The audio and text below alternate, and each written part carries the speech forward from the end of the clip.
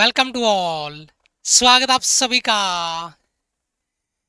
RS sir YouTube channel पे। और हम आ चुके एक बहुत ही ज्यादा इंपॉर्टेंट जबरदस्त धमाकेदार वीडियो के साथ में। और आज का वीडियो रहने वाला है एयरफोर्स फेज 2 में कंप्लीट प्रोसेस क्या होता है।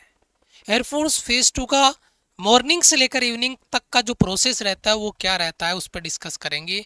चाहे अपन बात कर लें ग्रुप डिस्कशन की, चाहे बात कर लें मेडिकल की, फिजिकल की, एसआरटी की, तो इसकी संपूर्ण जानकारी एक ही वीडियो में आपको मिलेगी।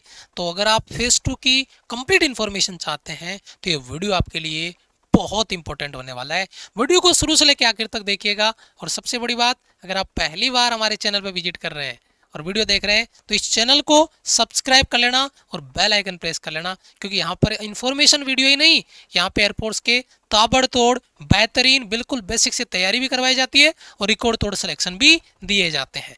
तो चलिए सबसे पहले अपन बात करते हैं कंप्लीट डिटेल में। सबसे पहले होता है आपका फेज 1 यानी ऑनलाइन एग्जाम, फिर उसका आता है रिजल्ट। रिजल्ट आता है उसके बाद में स्टार्ट होता है फेज 2 का प्रोसेस। जैसे डॉक्यूमेंटेशन हो गया, फिजिकल हो गया, रनिंग, पुशअप्स, सिटअप्स, फिर आपका स्पोकन वाला पार्ट जिसमें आपको जीडी ग्रुप डिस्कशन आपको डिस्कस किया जाएगा, फिर एसआरटी होगा, फिर आपका मेडिकल होगा। चलिए थोड़ा आगे बढ़ते हैं। सबसे पहले यहाँ पर देखिए फेज 2, यहाँ पे कुछ लिखा है कि आपका फेज 2 का एडमिट कार्ड डाउनलोड कब होगा। रिजल्ट आता है उस दिन आपको यहाँ पे ऐसा मैसेज मिल जाता है, this admit card for phase 2 exam can be also be downloaded online under candidate login on CSB web portal. This ये वेब पोर्टल हो गया। Candidate have to report on the, ये जो आपको डेट दी जा रही है उसी डेट पे आपको रिपोर्ट करना है, उसी डेट पे।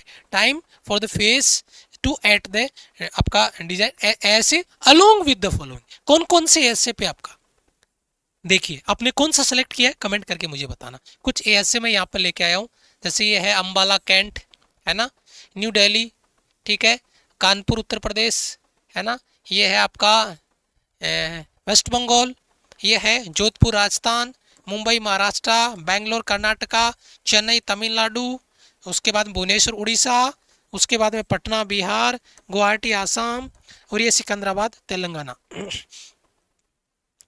और उसके बाद में यहाँ पर है कोच्चि केरला, उसके बाद में आपका भोपाल मध्य प्रदेश। ठीक है, ये ऐसे आपने कौन सा ऐसे फर्स्ट प्रायोरिटी में रखा है प्लीज कमेंट जरूर करना। उसके बाद में कई बार फर्स्ट ऑप्शन नहीं मिलता, कई बार सेकंड ऑप्शन भी मिलता है, वो अलग बात है। ड्रेस कोड आपका बेसिक ड्रेस कोड है ना, टी शर्ट लोअर में अगर आप जाते हैं, ठंडी वगैरह है तो वो, लेकिन रनिंग वगैरह करोगे तो वैसे भी आपको उसी में दौड़ना पड़ेगा, तो बेसिक ड्रेस कोड आपको रखना है। ज़्यादा ये नहीं कि पॉकेट वाले पैंट वगैरह पहन के जा रहे हैं, जीन्स वगैरह पहन के जा रहे हैं, उनका कोई नहीं, बिल्कुल नॉर्मल स्पोर्ट्स वियर है वो आपको पहन के जाना है। ठीक है, रिपोर्टिंग टाइम आपका मॉर्निंग में रहता है, कई बार 6 बजे, कई बार 5 बजे, कई बार 7 बजे, तो जो रिपोर्टिंग टाइम रहेगा उसके हिसाब से आपको वहाँ पहुँचना है, वो आपको एडमिट कार्ड में मिलेगा। ठीक है, एडमिट कार्ड डाउनलोड आप करेंगे तो उसमें मेंशन होगा। अब डॉक्यूमेंटेशन में क्या क्या डॉक्यूमेंट्स है, और बहुत क्रूशियल है, बहुत इंपॉर्टेंट है, ध्यान से देखना, क्योंकि अगर ये नहीं है प्रॉपर देन आपको एंट्री नहीं मिलेगी। डॉक्यूमेंटेशन में क्या होगा बेटा, एडमिट कार्ड फेज 2 का, जो एडमिट कार्ड फेज 2 का आपका जारी हुआ है उसका कलर प्रिंट आउट। अभी आपका जो रिजल्ट आया उसका फेज 2 अभी का एडमिट कार्ड अभी नहीं आया, जैसे आएगा हम वीडियो लेके आएंगे, लेकिन जैसे ही अपलोड हो जाएगा फेज 2 का एडमिट कार्ड देन आप उसको डाउनलोड कर पाएंगे, उसका प्रिंट आउट ले पाएंगे। ठीक है, एडमिट कार्ड फेज 1। अच्छा, जो आप रिटर्न एग्जाम देने गए थे तो आपने वहाँ पे रिटर्न एग्जाम में आपका जो एडमिट कार्ड था उस पर मोहर लगी थी, वो वाला एडमिट कार्ड यहाँ पे होगा। ये नहीं कि आपने प्रिंट आउट लेके घर पे रखा था बिना मोहर वाला, वो ले जाऊंगा, वो नहीं चलेगा। जो एग्जाम आपने दी थी उस दौरान वहाँ पे जो आपका एग्जामिनर था उसने मोहर लगाई थी, वो वाला चलेगा। एप्लीकेशन फॉर्म जो आपने प्रिंट आउट लिया था फॉर्म भरते समय, उसका प्रिंट आउट यहाँ पर चलेगा। फोटोग्राफ 10 फोटो आपकी 10 फोटो होनी चाहिए, which was use during online application registration. जब आप ऑनलाइन फॉर्म भर रहे थे तो उसी की 10 फोटो, अब आपने उस समय अलग फोटो बनवा ली, अभी अलग बनवा रहे हो तो दिक्कत है। अगर मान लो उसकी 10 फोटो नहीं है तो उसको कॉपी करवा लो, है ना, नया बनाने के बजाय। ठीक है, चलो आगे बात करते हैं। नेक्स्ट पे वो होगा 10th क्लास की मार्कशीट, 10th क्लास की मार्कशीट वो भी ओरिजिनल। ठीक है, उसके बाद में 12th क्लास की मार्कशीट वो भी ओरिजिनल। अगर आप एनसीसी में है तो वह सर्टिफिकेट आपका लगेगा। जनरल ऑफ एयरफोर्स पर्सनल, अगर पर्सन ऐसे हैं जो एयरफोर्स में है ऑलरेडी तो उसका जो सर्टिफिकेट है वो लगेगा।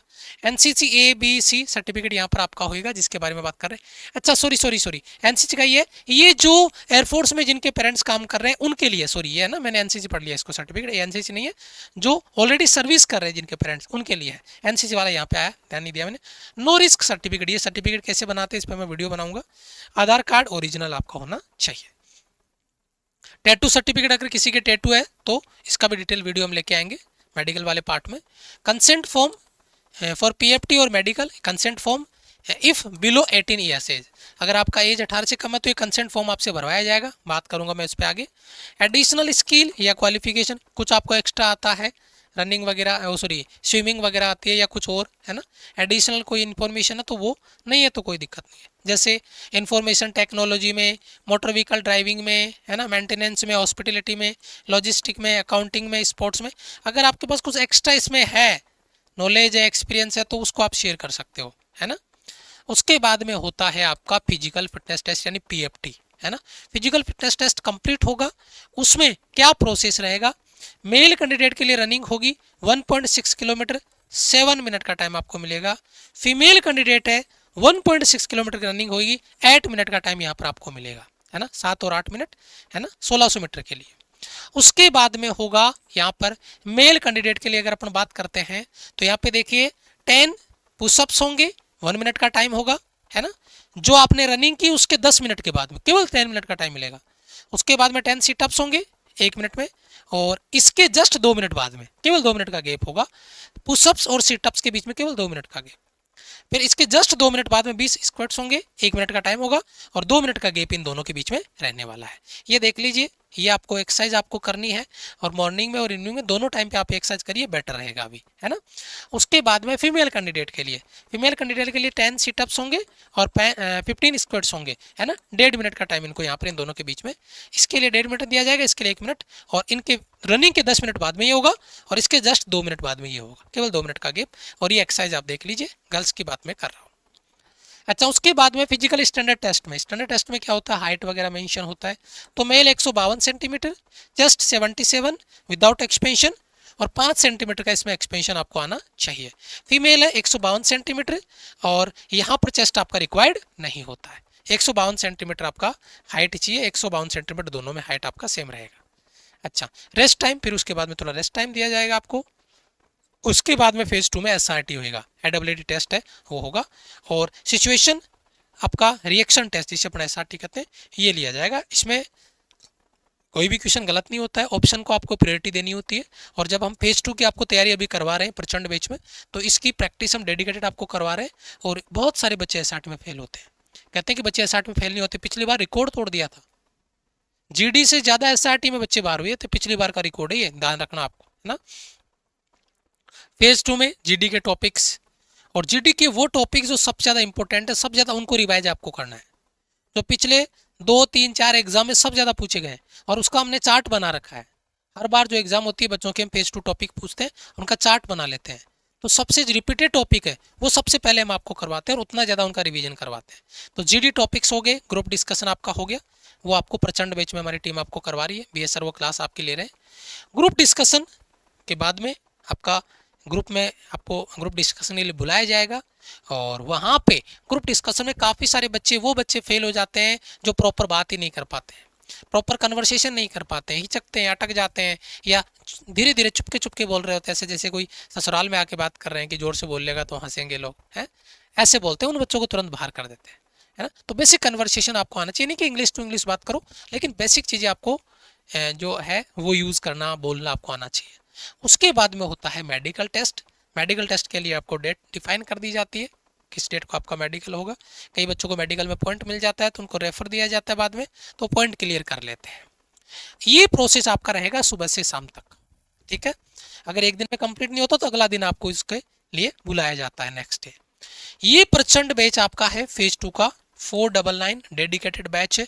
बिल्कुल बेसिक से, जीरो से आपको स्टार्ट करना है, जुड़ना है, अपनी तैयारी बेहतरीन करनी है, और बहुत बड़ा एडवांटेज आपका रहेगा जब आप हमारी क्लासेस करेंगे। पिछला बैच हमारा पूरा रिकॉर्डेड है, विराट फेज 2 का बैच कंप्लीट रिकॉर्डेड है। और बाकी सारी क्लासेज हम लाइव आपको दे रहे हैं। तो एक बैच फ्री मिल रहा है और एक बैच हम आपको लाइव करवा रहे हैं। ये आपका रहेगा बैच। अगर कोई डाउट रहता है तो ये हमारी हेल्पलाइन टीम का नंबर है, आप इनको कॉल कर सकते हैं, डाउट क्लियर कर सकते हैं। लेकिन क्लासेज स्टार्ट हो चुकी है, जाइए फेज 2 की तैयारी करिए, बढ़िया से घर बैठ के अच्छी तैयारी आप कर सकते हैं।